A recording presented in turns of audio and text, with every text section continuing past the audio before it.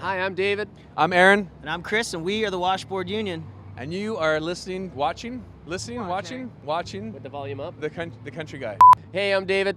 I'm Aaron. And I'm Chris, and we are the Washboard Union. And we are Seba. I got it. Hi, I'm David. I'm Aaron. And I'm Chris, and we are the Washboard Union. And this is Canadian Country Guy North. So you're a sextet with 3 frontmen. How does anything get done and created? Like, how do we do it, or how is it possible? How do you do it? What's the creative process? Well, it's actually. I'll take this. Okay. No, I'm just kidding. Exactly. And that's how nothing gets done, pretty much. Okay. We actually have some really unique qualities and traits and characteristics about each other that make it unique for working together as a team. So we just have our little bits that we add to the team and put that all together and make a nice little pie with it. So it's pretty much every song that comes out a collaboration of everybody all the time? Oh, for songwriting, yeah. For songwriting, it's the same deal. We will all bring different ideas to the table, and for the most part, we'll sit around and say, okay, well, we have an idea here. How might the chords go? How might what's the story going to say? And then we all just contribute to the story and figure out how the story is going to be told, and then we can add some chords and make the story happen, and make a song. She wanted me to drop my guitar, get home every night by 5. Buy her mama's old house near her papa's new estate. Work all my life in the name of my wife. Put my fingers to the bone in the night of my wife. And the name is not random. There's an actual washboard involved. Can you guys tell me a little bit about the washboard?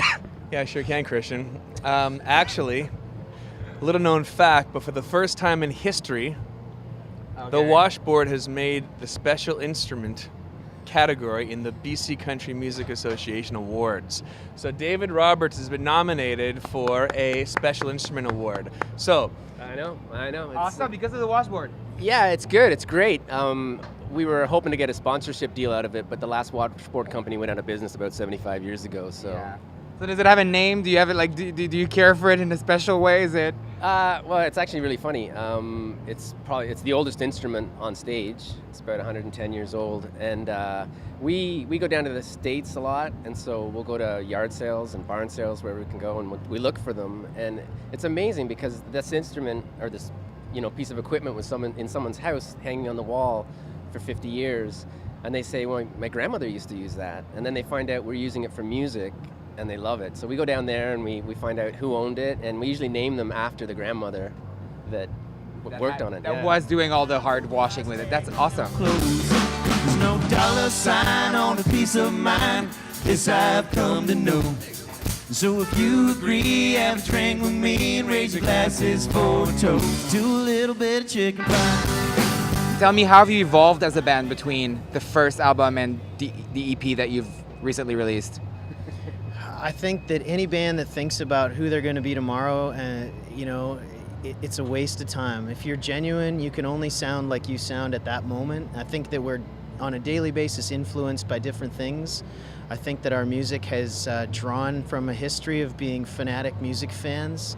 And I can't tell you what we're going to sound like tomorrow. I only know what we sound like right now. And I think that in my bones was the progression of where we needed to go as a band. And I can't wait to see what we're going to do next in 10 years from now and 20 years from now and 100 years from now when we're all 26. Right. I'm not big on math. Yeah, because you're around 20. Yeah, that's right. Yeah.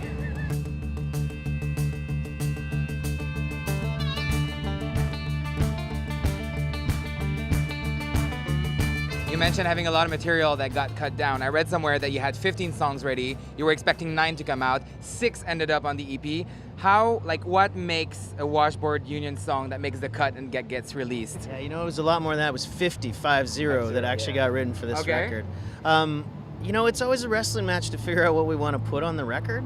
These songs thematically came together because I think a lot of great records that resonate with people mark a time and place in that artist's life. And I think it's strange as artists, or as music fans actually, because you only get to be part of what comes out the other end. You don't get to be part of what happens during that process. And those 6 songs were naturally married together because of the time that we spent together and where we happened to be mentally and physically at the time. We wrote that record in Nashville, and stayed on the edge of Woodlawn Cemetery, which is where all of our heroes are buried. Marty Robbins, Johnny Paycheck, Tammy Wynette, Porter Wagner, George Jones. And it was a real humbling experience for us. Without even planning it, that combined with the fact that we recorded at RCA Studios, which is an incredible story. You got to ask Aaron to tell you.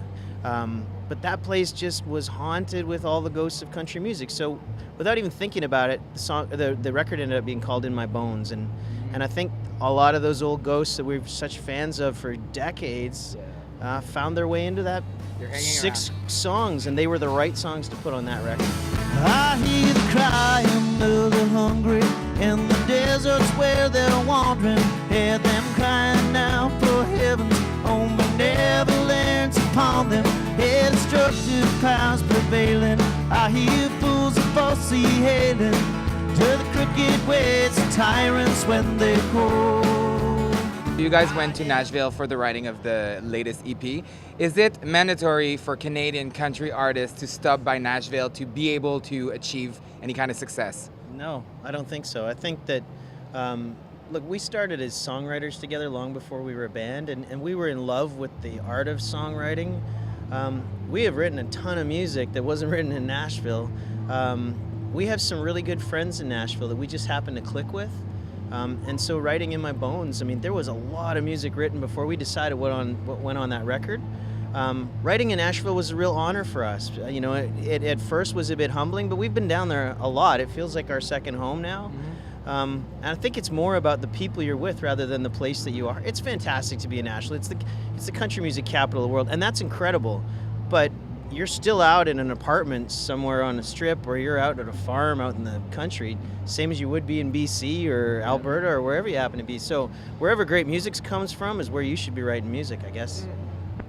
And let's face it, we go for the barbecue too. So for the party as much as for the creative inspiration. Yeah, it's a great. It's like one of those quintessential cities that just drips music. You've got New Orleans for jazz. You've got Memphis for blues.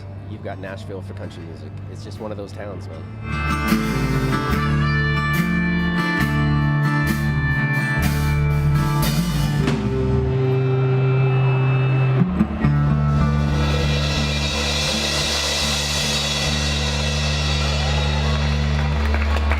Thank you very much. Thank you.